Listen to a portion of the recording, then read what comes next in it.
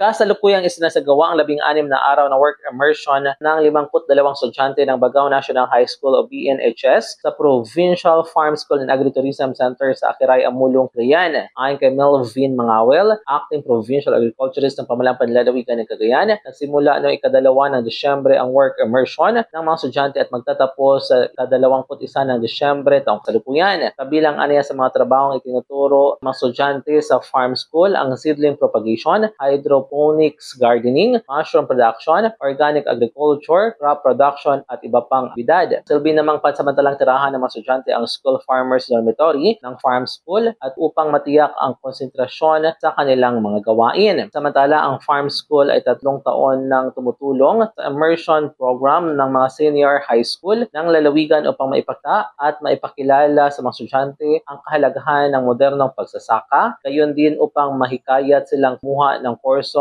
may kaugnayan sa agrikultura. Mula dito sa Cagayan, MJ de la Cruz para sa Radyo Alternatibo, Balita Nationwide.